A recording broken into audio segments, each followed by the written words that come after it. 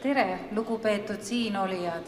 Väga rõõm oli kuulda eelkõnelejat, et selliseid noori, kui tuleks rohkem, siis oleks meil ka rohkem seda kultuuri nähtaval ja on ka neid edasikandjaid. Aga mina olen siis Ave Krenberg, õpin praegu Tartu Ülikoolis etnoloogiks ja antropoloogiks ja olin siis mulgipudru taotluse eestvedaja, et siis jõuaks meie kultuuripärand ka maailma kultuuripärandi esindusnimekirja. Ja täna siis paluti mul sellest kõnelda mulgipudru küsimustulemustest, aga enne seda natuke vaatame ka seda teemat, mida siis tähendab üldse vaimne kultuuripärand. Ja siis, kui mulgid 19. sajandi teisel poolel läksid siis maid ostma Tartumaale, siis viisid nad loomulikult kaasa ka oma toidukultuuri. Ja Anu Raud on väga kenasti mõtestanud mulgitoitu, et mulgitoit on nagu mulgiks olemise alus ja kui mõelda, kui võimsad toidud need on, et kui palju nimesid on antud selle toidule, et meil on mulgipuder, mulgikapsad, mulgikorp, mulgikama teatakse küll vähem ja need on meil siis mulgiks olemise aluseks. Ja mida siis üldse vaimne kultuuripärand tähendab, et tihtilugu, kui alustad vestlust mõne inimesega ja intervjuude läbiviimisel, ma palusin rääkida vaimsest kultuuripärandist, siis alati mõeldakse, et mis asi see vaimne kultuuripärand on. Ja seda on mõtestatud UNESCO kaitsekonventsioonis ja rahvuslikus organisatsioonis ja on siis toodud välja, et see on ikkagi põlvest põlve edasi kantud meie teadmised, oskused ja kõik see, mis me saame oma vanavanematelt, oma vanematelt, need teadmised me anname oma lastele ja seejärel need kanduvad edasi, see on nagu elav pärand. Ja seda nimetataksegi vaimseks pärandiks ja see annab meile ka sellise identiteedi ja järjepidevuse tunde. Ja mida tähendab siis üldse UNESCO? UNESCO on siis Ühinenud Rahvaste teaduste, hariduse, kultuuri organisatsioon ja põhieesmärgiks on siis neid valdkondi ühendada ja olla toeks koostööle rahvusvahelisel tasandil. Ja Eesti liitus UNESCO-ga 1992. aastal ja ka on võetud vastu vaimse kultuuripärandi kaitseks UNESCO vaimse kultuuripärandi kaitsekonventsioon ja Eesti liitus siis kaitsekonventsiooniga 2006. aastal. Ja Mulgimaalt on tehtud siis Eesti vaimse kultuuripärandi nimistusse 15 sissekannet, üle poole neist on toiduvaldkond. See näitabki, et mulgid väga armastavad oma toitu ja sellest peetakse ka väga lugu. Ja on sissekannetes siis tehtud küll mulgitoit, mulgikorp, mulgipuder, siis verivorsti tegemine Abja palu ajal ja kama valmistamine, söömine ja samuti ka veel muid asju, arhailine mulgimuster tänapäevastel rahvalõivastel ja esemetel, samuti siis torupill, Mardi kadripäeva tähtpäev, Maarja päeva tähistamine, Paastu-Maarja päeva tähistamine ja torupilli valmistamine, mängimine ja toomingavitstest korvi punumine. Ja Eesti elava pärandi ilmingud vaimse kultuuripärandi nimekirjas on siis kantud meil Eesti, Läti, Leedu laulu tantsupidu, siis Võru suitsusaun, Seto Leelo ja siis kiireloomulist kaitset vajavasse vaimse kultuuripärandi nimekirja on kantud siis ühepuulootsiku ehitamine ja kasutamine Soomaal. Ja kust tuli üldse see idee, et minna UNESCO-sse Loomulikult ühest suurest asjast kasvab jälle järgmine asi ja soome-ugri kultuuri pealinn andis selleks väga hea tõuke, et mõtestada ja väärtustada oma kultuuri enam ja piirkondlikku sellist huvide esindamist siis ka riiklikul ja rahvusvahelisel tasandil ja et hoida ka seda elavat kultuuripärandit ja ka nagu tunnustada.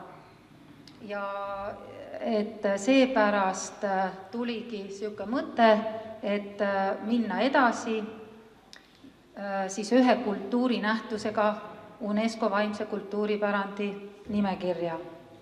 Aga millise nähtusega minna? Selleks peab olema teatud tingimused, et ta peab olema konkreetne asi, mida on nagu hea kirjeldada, ja ta peab olema eelnevalt kantud Eesti vaimse kultuuripärandi nimekirja ja peab olema kaitsemeetme, et mille jaoks, et mida on nagu selle kultuurinähtuse toetuseks tehtud ja mida siis nagu edasi veel tehakse. Ja iga taotlusega käib siis kaasas ka 10-minutiline film ja ka suure eraldusvõimega fotod. Et millise kultuurinähtusega minna, seda siis me otsustati koos kogukonnaga ja kaasasime ka eksperte ja ühisel meelel siis oldi, et selleks on siis mulgitoit ja just mulgipuder. Et see on nagu selline kõige konkreetsem kultuurinähtus siis, millega minna UNESCO-sse. Ja veebiküsitlusest selguski, et see on meie jaoks väga oluline toit, sest 91% küsitluse vastanutest tõdes, et see on oluline mulgikultuuri osa. 47 vastanute hulgast vastas siis 91%. Ja kõige enam tuntakse seda toitu siis erinevates peredes nimega muidugi mulgipuder, siis on kärutädipuder ja ka nimetati kartulitangupuder ja poolvillane puder ja vähem nimetati ka siis segapuder, kartulitangupuder, taiveerepuder ja mammapuder. Ja vastanute hulgas siis 71% olid siis Mulgimaalt pärit ja 29% siis mujalt üle Eesti vastanute hulgas. Ja loomulikult kõige enam süüakse seda toitu mulgiputru kodus. Ja mulgiputru süüakse ka kõige enam argipäevadel ja ka muudel sündmustel, kultuuriüritustel, ka kohalikes söögikohtades, laatadel, et küllaltki populaarne on mulgipudru valmistamine Mulgimaal. Ja seda valmistatakse ikka mitu korda aastas, et üle poole vastanute seda ka kinnitas ja kes siis vähem. Ja pudruvalmistajad peres on peamiselt ikkagi vanemad, siis kas ema või vanavanemad. Ja mulgipudru põhikomponendid on samad, kuid valmistamisviisid on ikkagi erinevad, et tehakse näiteks suurem kogus, et siis säilib paremini, järgmine päev praadides on see maitsvam. Kas valmistatakse ahjus või pliidil, enamasti lihaga, aga tehakse ka ilma lihata, nii et sobib ka hästi taimetoitlastele. Siis kas kartul on tükis või rohkem tahetakse sellist siidjamat putru, siis klopitakse see siidjamaks ja juurde võetakse siis kas praetud lihakõrneid, võid, hapukoort või samuti erinevaid marineeritud köögivilju või üldse mitte midagi. Ja kõrvale juuakse tavaliselt keefiri või hapupiima. Ja hästi toredasti on vastanud ka erinevad inimesed oma pudru valmistamisest, et siin on näiteks toodud ühe pere mulgipudru valmistamisviisid, et kui ta teeb puupliidi peal, siis praeahjus malmist haudepotis või kui ta teeb tavalisel elektripliidi peal, siis on see valmistumisviis hoopis teise ja kolmandaks variandiks on, kui ta teeb veel tavalises ahjus, et milline valmistamisviis siis on siis malmpott ahjus. Et ühe toidu valmistamise jaoks nii palju erinevaid viise ühel perel, et see on selline päris suur traditsioon. Ja igaühel on siis ikka oma nipid, et kes siis kasutab näiteks haudumise ajal õunamahla, ja kui on ta õppinud seda valmistama, mulgiputru, siis sellest ajast on see saanud nende peres nagu maitsvaks pudruks, mida siis lõpuks ka siis koos perega süüakse. Ja samuti, et näiteks keedab karturid varem valmis, järgmisel päeval praeb ja siis ta segab koos kruupide ja paneb viimasena veel liha ja sibulat juurde ja ongi selline ebatraditsiooniline mulgipuder. Ja lapsepõlves on toonud siin teine vastaja, et kui oli vähe liha, pandi pudrule peale rasvatöminaid, et need on siis krõbedad, mis ploomirasvas sulatamise järel nagu järgi jäävad. Ja ka niiviisi, et valmistatakse, et lastakse tugevalt pudrul keema ja siis ta tõstab patjade ja tekkide vahele, see jätab sinna selle nagu hauduma ja väga säästlik, keskkonnahoidlik valmistamisviis.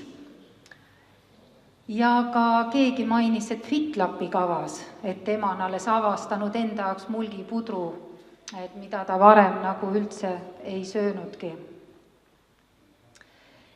Ja nii toredaid selliseid toidu kaudu nagu üritatakse säilitada edasi ja anda traditsioone ja mälestusi ja selliseid tähendusi, mis on seotud siis mineviku ja kogukonna identiteediga, et kuidas ema tegi ka väga erilise pudru ahjus, kaanega savikotis ja piima pealt riibuti koortmanu ja kuidas siis kõrvale joodi mannergust valatud külma piima.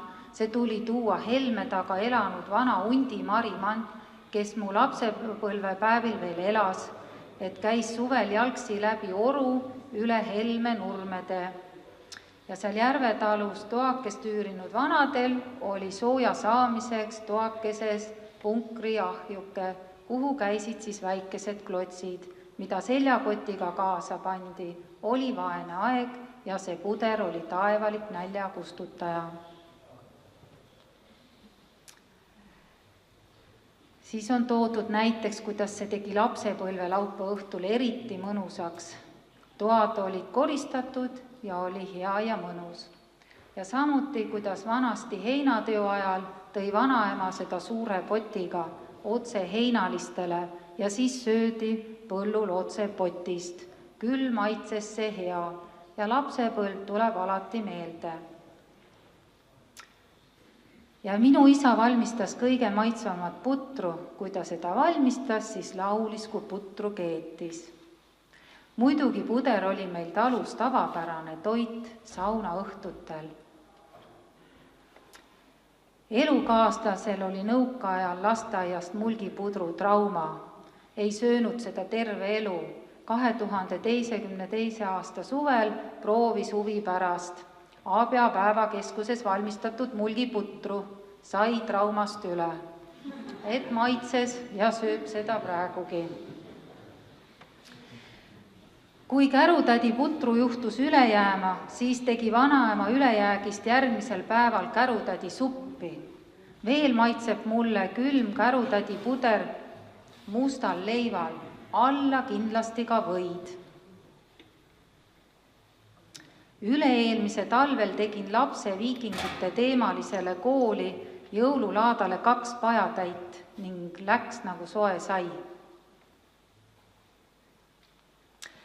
Et need toiduga seotud sellised narratiivid, et võivadki siis aidata meil nagu mõelda et kuidas siis on arenenud aja jooksul meil need toitumisharjumused ja samuti meie oma sellised maitse-eelistused, et kuidas need on siis kujunenud ja omakorda siis mõjutanud meie identiteeti tänapäeval. Ja et toiduga seotud mälestused minevikust annavad siis ikkagi aimu meie päritolust ja perekonnatraditsioonidest ja kultuurilistest tavadest, mis siis tegelikult omakorda mõjutavad nagu meie identiteeti ja toidu kaudu jagatud lood ja sellised traditsioonid, need ühendavad inimesi ning aitavad meil tunnetada kuuluvust oma kultuuriruumi või ühiskonda. Ja üks tore lugu veel. See lugu on seotud mu hea tuttavaga, kes on pärit Mulgimaalt, aga elab juba aastaid Ida-Virumaal. Kodus teeb ta ikka vahel ka mulgiputru. Ükskord, kui puder sai söödud ja laste käest küsis, kuidas puder maitses, vastas poeg. Puder oli hea, aga mulke oli vähe. Nii et pöidlad pihku, jakku levale ja otsus tuleb 2024 aasta lõpul, kas mulgipuder siis saab UNESCO vaimse kultuuripärandi esindusnimekirja või mitte. Aitäh teile!